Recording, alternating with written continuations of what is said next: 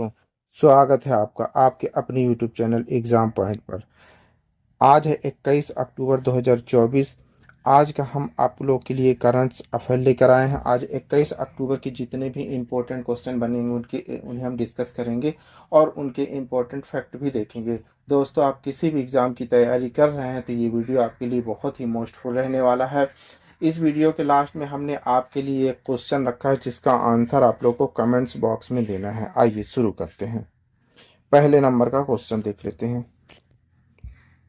हर वर्ष पुलिस स्मृति दिवस कब मनाया जाता है?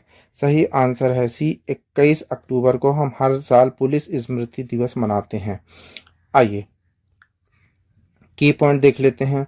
पुलिस स्मृति दिवस हर वर्ष 21 अक्टूबर को मनाया जाता है। यह दिन 1959 में चीन के साथ भारतीय सीमाओं की रक्षा करते हुए अपनी जान गंवाने वाले 10 पुलिसकर्मियों के बलिदान की याद में मनाया जाता है। अनगिनत पुलिसकर्मियों द्वारा अपने कर्तव्य के दौरान बलिदान के स्मृति के रूप में चाणक्यपुरी नई दिल्ली में एक राष्ट्रीय पुलिस स्मारक बनाया गया है। आइए आगे बढ़ते हैं। क्वेश्चन नंबर 2 देख लेते हैं। 50 अंतर्राष्ट्रीय गोल करने वाली पहली भारतीय महिला कौन बन गई हैं?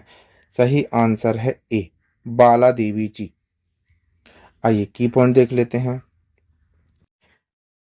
SAFF महिला चैंपियनशिप का 7वां संस्करण 17 से 30 अक्टूबर 2024 को काठमांडू, नेपाल में आयोजित किया जा रहा है। बांग्लादेश वर्तमान चैंपियन है, जिसने 2022 संस्करण में फाइनल में नेपाल को हराकर जीत हासिल की थी। यह उपलब्धि बाला देवी की असाधारण प्रतिभा और भारतीय महिला फुटबॉल में उनके योगदान को दर्शाती है। यह उपलब्धि भारत में महिलाओं के खेल को बढ़ावा देने के लिए एक महत्वपूर्ण है। आइए आगे बढ़ते हैं। क्वेश्चन नंबर 3 देख लेते हैं। लाइट हाउस टूरिज्म कन्वेल्व 2024 का आयोजन कहाँ किया गया था?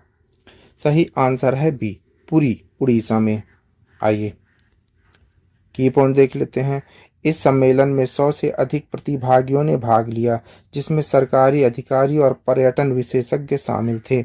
इस कार्यक्रम का उद्देश्य लाइट हाउस पर्यटन की क्षमता और इन संचार संरचनाओं के संरक्षण के लिए रणनीतियों का पता लगाना था। उड़ीसा में 5 लाइट हाउस को लाइट हाउस पर्यटन को बढ़ावा देने के लिए विकसित किया गया है। आइए क्वेश्चन नंबर 4 देख लेते हैं। राष्ट्रीय महिला आयोग NCW की अध्यक्ष के रूप में किसे नियुक्त किया गया है? सही आंसर है बी, विजया राठकर जी को। आइए की पॉइंट देख लेते हैं।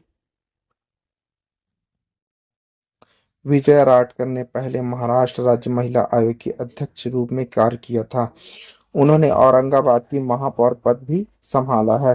राठकर को भाजपा राष्ट्रीय सचिव के रूप में अनुभव है। डॉक्टर अर्चना माजुमदार को उनके साथ NCW के सदस्य के रूप में नियुक्त किया गया है। आइए आगे बढ़ते हैं। क्वेश्चन नंबर 5 देखते हैं।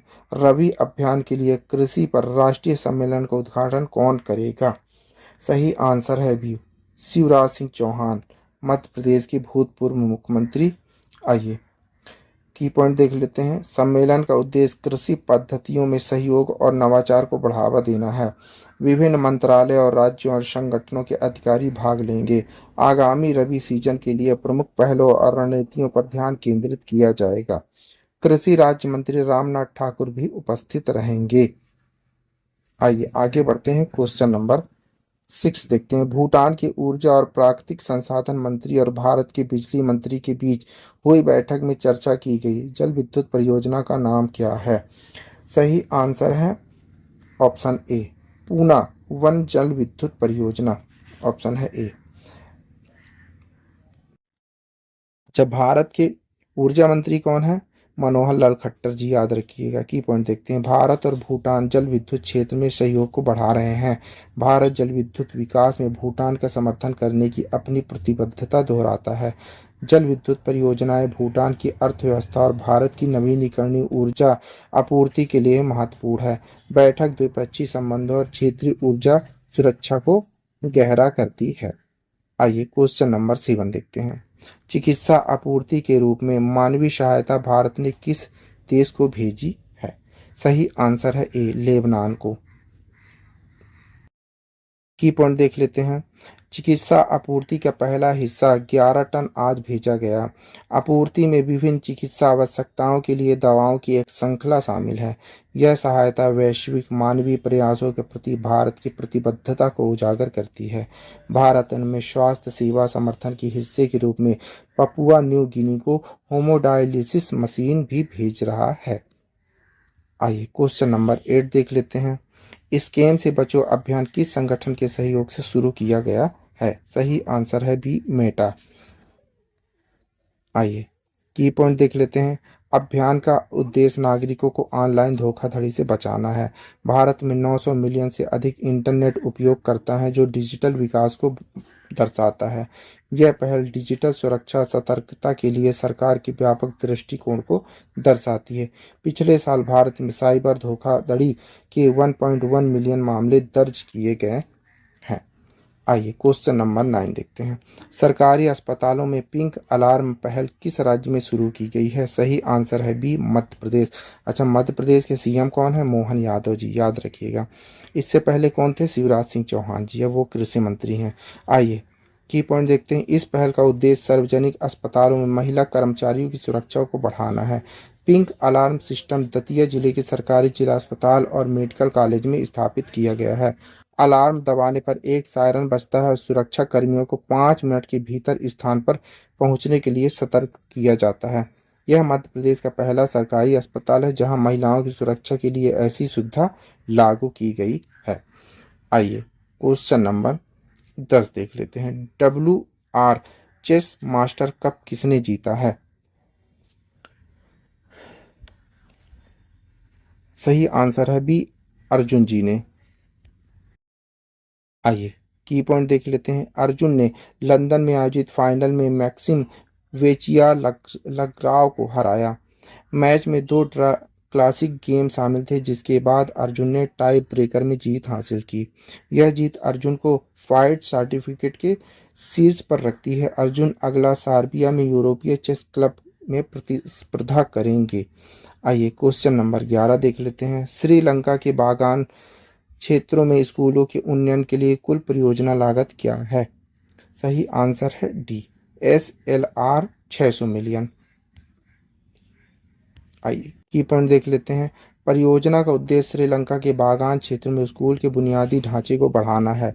भारत के समर्थन में स्कूल नवीनीकरण और ई लाइब्रेरी सेटअप जैसी विभिन्न शैक्षणिक पहल शामिल हैं। श्रीलंका के अनुरोध पर कुल परियोजना लागत को बढ़ाकर SLR 600 मिलियन कर दिया गया है।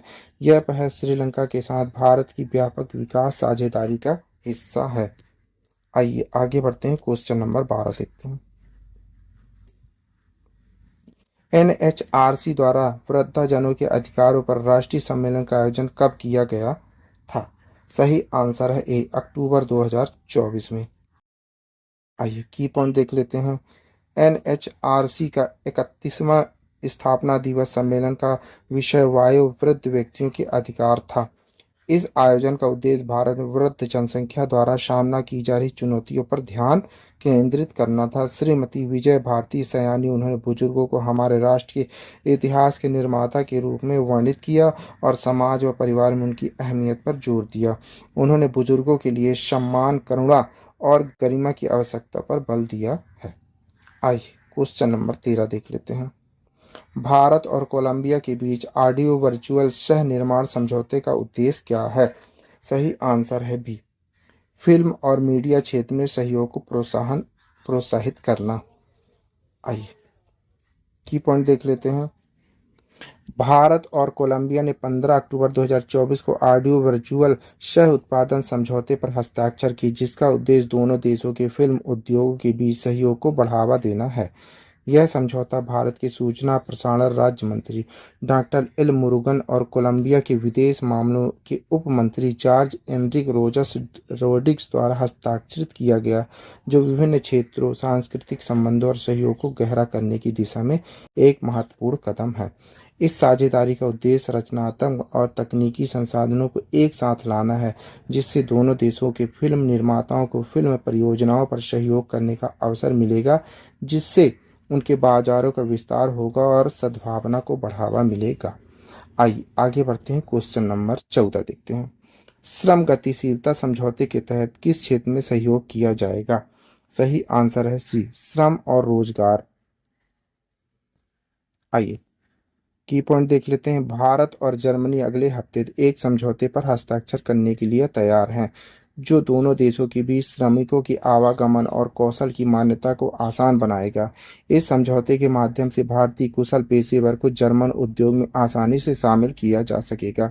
श्रम गतिशीलता दोनों देशों के बीच श्रम गतिशीलता को बढ़ावा देना है। कौशल मान्यता एक दूसरे के कौशल की मान्यता और प्रमाणन के लिए ढांचा स्थापित करना है। गैर पारंपरिक क्षेत्र भारतीय पेशेवरों को शिक्षण, नर्सिंग जैसे गैर पारंपरिक क्षेत्रों में काम करने की सुविधा प्रदान करता है। आइए लास्ट क्वेश्चन, क्वेश्चन नंबर 15 देखते हैं। राजकुमार हिरानी को किस वर्ष राष्ट्रीय किशोर कुमार पुरस्कार से सम्मानित किया गया है? सही आंसर है सी, 2023 का पुरस्कार अभी इन्हें प्रदान किया गया है। आइए की पॉइंट देख लेते हैं।